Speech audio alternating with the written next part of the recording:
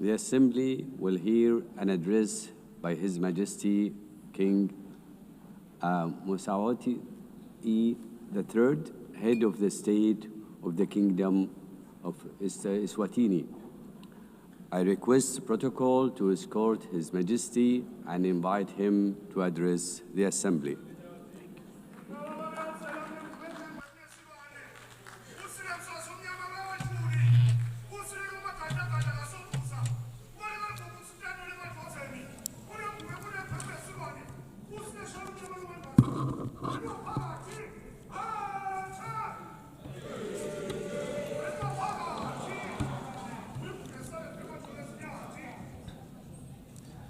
Your Excellency, Madam President of the General Assembly, Your Majesties, Excellencies, Heads of State and Government, UN Secretary General, distinguished delegates, ladies and gentlemen.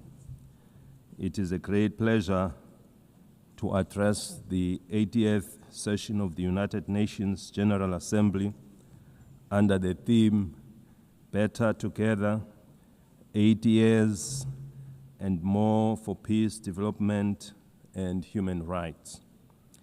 At the outset, we wish to assure you, Madam President, of Eswatini's unwavering support during your tenure. We also commend the UN Secretary General and the Secretariat for their steadfast leadership in navigating our world through unprecedented challenges. As we gather today, mankind is confronted with many challenges, including conflicts around the world. We must remind ourselves that when the United Nations was established in 1945, it was during a time of widespread global strife. Its founding fathers resolved that no country or people should endure suffering due to conflict. The UN Charter and structure were designed to be clear and resolute. Now is the time to ask ourselves what has gone wrong and what steps must be taken to correct these challenges and restore the UN's mission of fostering peace. The question we must ask ourselves further is, what is the UN doing to address these issues effectively? I propose that the United Nations establishes ad hoc committees to tackle global conflicts and promote peace. These committees should have equitable representation in dealing with the relative conflicts in the diverse regions of hotspots, including Africa, the Middle East, Europe, and beyond, ensuring that all affected nations have a voice. Supported by the Secretariat of the United Nations, these ad hoc committees would visit conflict zones, engage with local communities, and work towards peaceful resolutions. For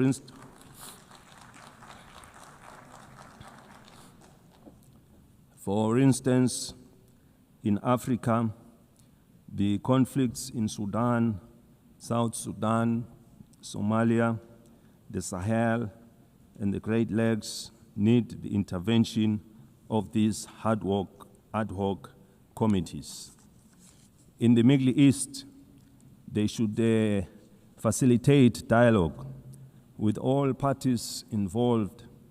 The team could ask the Palestinians what it will take to release the hostages, given the fact that the Israelis would remain aggrieved as long as their loved ones are not with them.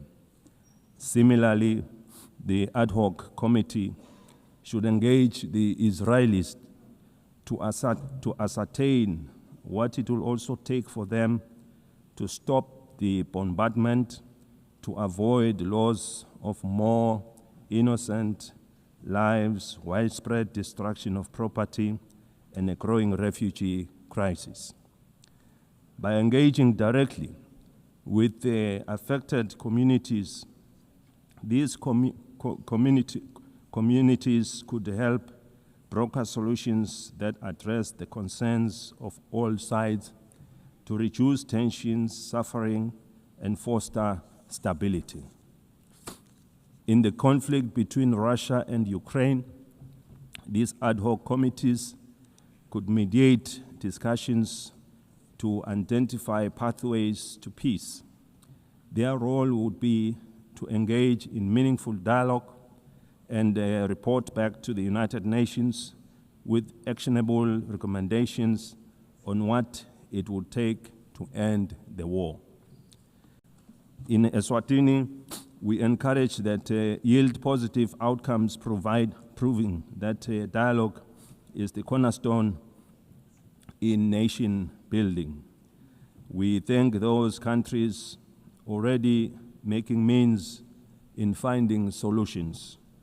This suggested approach is not meant to undermine their efforts, but it would complement them as they are already working towards peaceful resolutions. We must avoid actions that could escalate tensions further and instead focus on saving innocent lives. Millions of lives have already been lost during the COVID-19 pandemic. We therefore cannot afford to lose any more to conflict.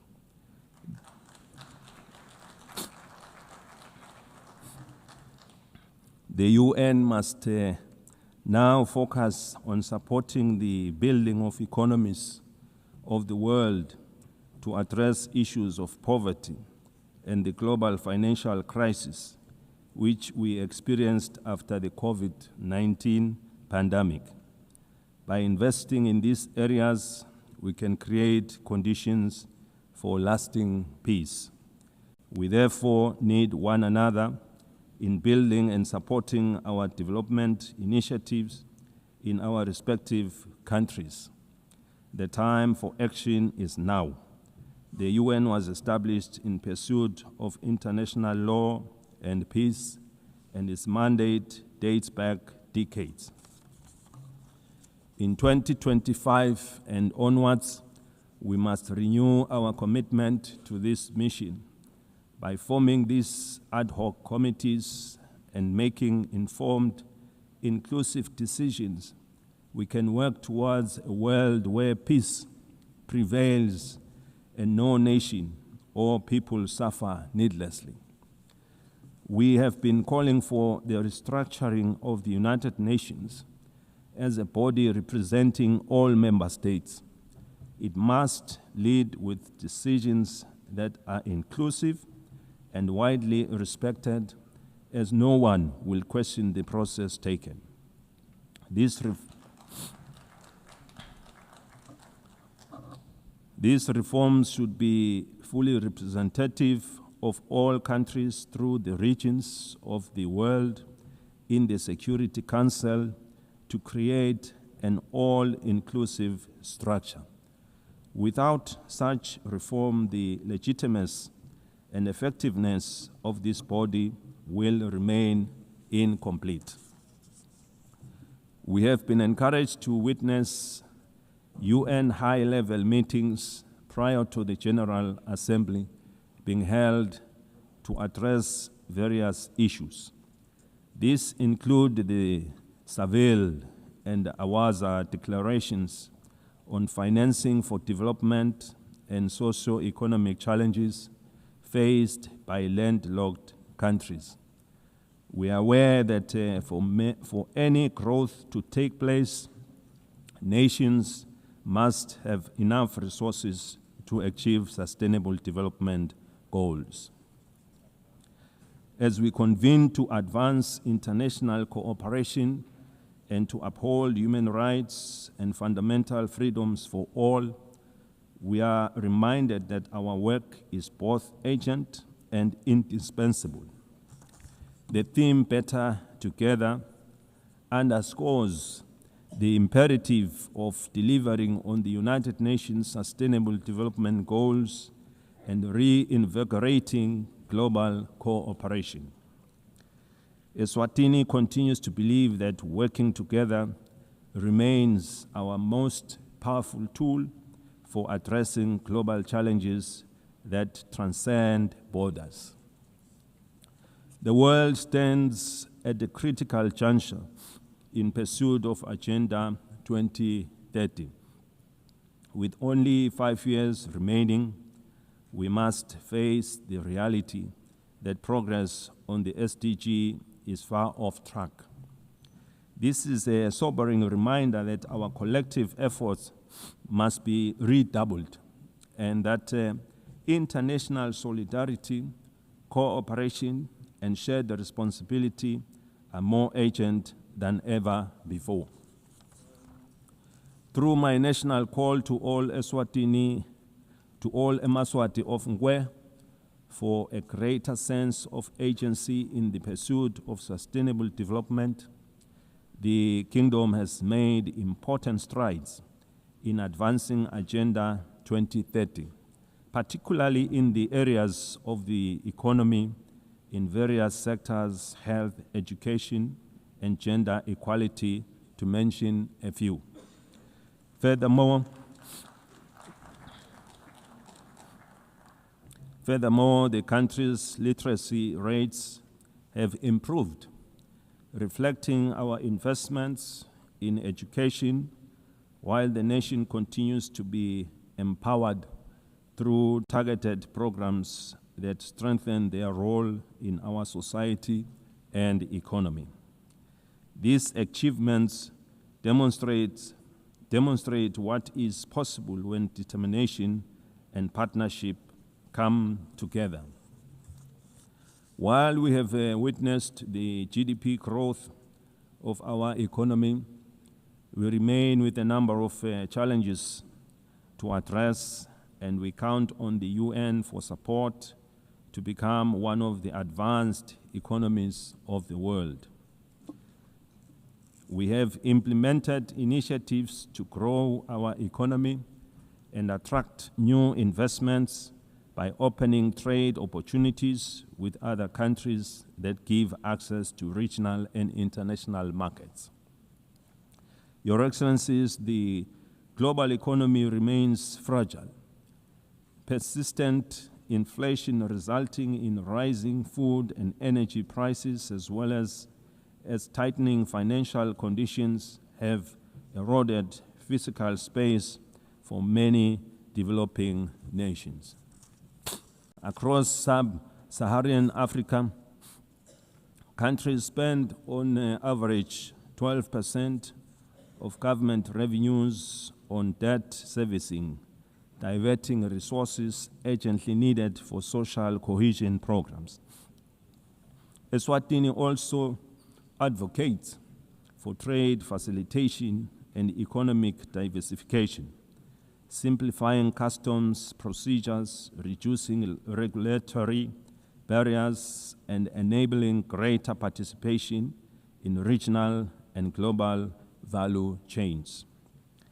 In this regard, the African Continental Free Trade Area has the potential to boost intra-Africa trade by up to 52%, drive industrialization, and create millions of jobs. For countries like Eswatini, the AfTA offers more than market access. It provides a pathway to overcome geographic constraints through regional integration, cooperation, and efficient trade corridors. In an increasingly connected world, the Kingdom of Eswatini is actively striving for digital transformation as a catalyst for sustainable development. Eswatini is open for business in technology and looks forward to partnering and sharing experiences with other developed countries in advancing our technologies. Eswatini is proud of the significant progress achieved under Sustainable Development Goal 3.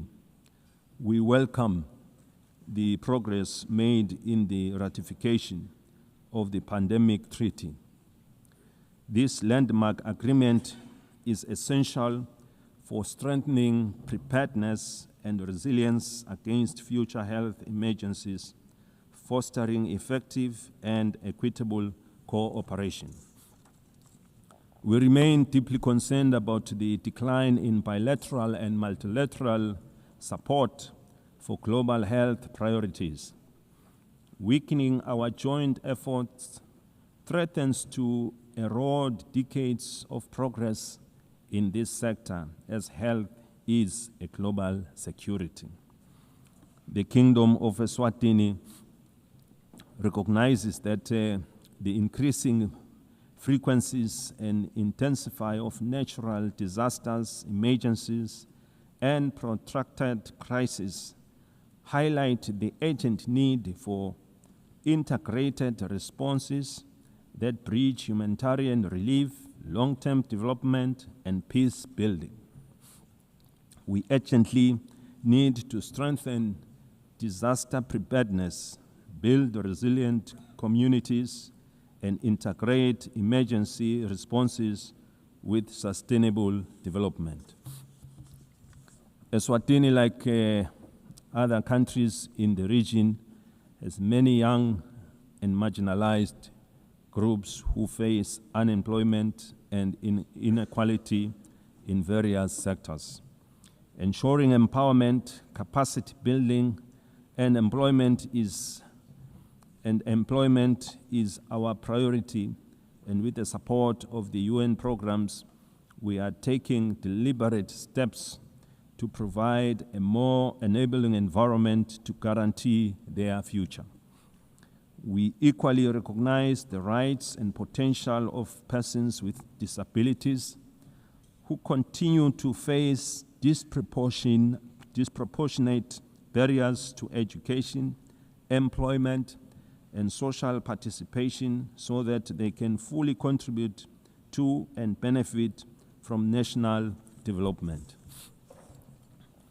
The United Nations General Assembly Resolution 2758, adopted in 1971, did not address the issue of Taiwan's representation in the United Nations, and it does not preclude their participation in the UN system.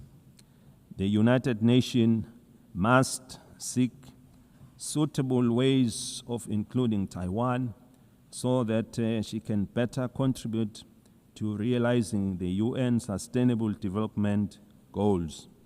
In that way, this will fulfill the UN mandate to ensure that no country is left behind.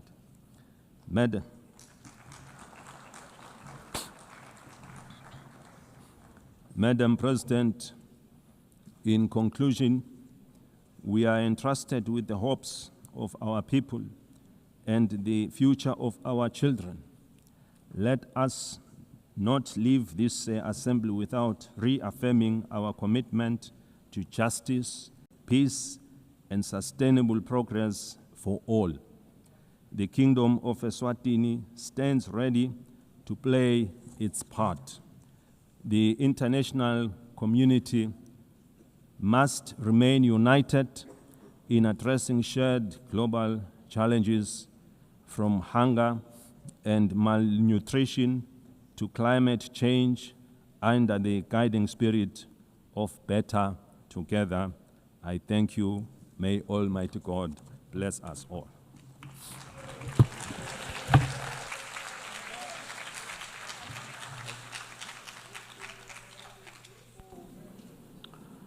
On behalf of the Assembly, I wish to thank the head of the state of the Kingdom of Eswatini,